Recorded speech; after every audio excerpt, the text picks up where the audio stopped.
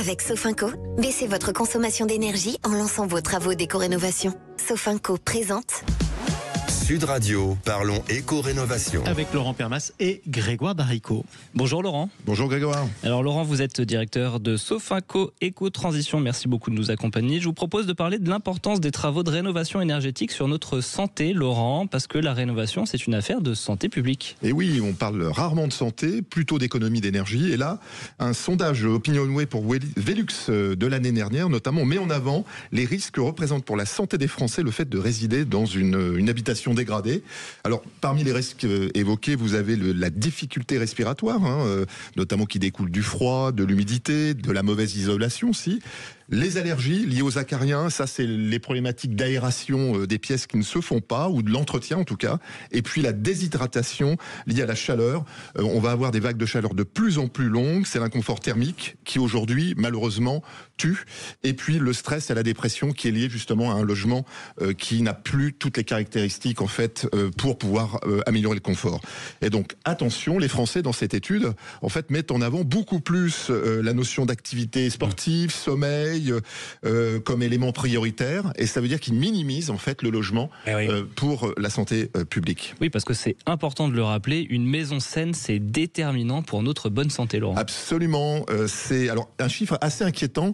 Un tiers des Français estiment vivre dans un logement pas du tout ou pas totalement sain, notamment dans les catégories de Français en fait les plus défavorisés.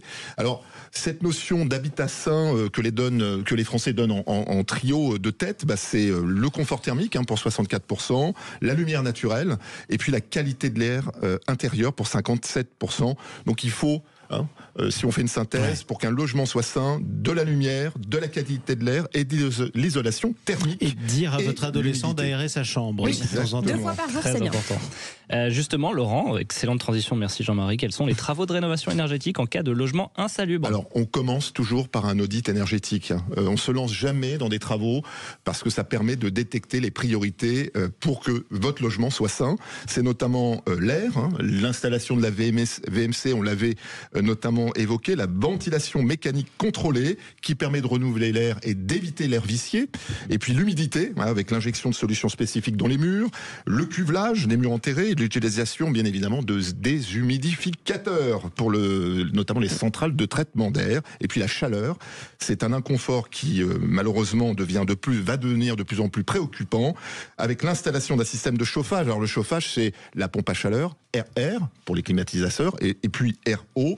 Et pour terminer, c'est l'isolation des combles, des murs, des planchers et notamment avec du vitrage double ou triple qui permettent d'isoler. Il y a des aides. On n'oublie jamais de pouvoir questionner France Rénov sur Internet avec MaPrimeRénov, les C2E, la TVA à taux réduit sur certaines installations, l'éco-prêt à taux zéro et puis les coups de pouce des collectivités locales. Donc rendez-vous sur Internet, France Rénov. .gouv.fr et 01 808 800 700 pour France Rénov. Merci Laurent. Merci à vous. Sud Radio, parlons éco-rénovation. avec Sofinco. Lancez vos travaux d'éco-rénovation pour baisser votre consommation d'énergie.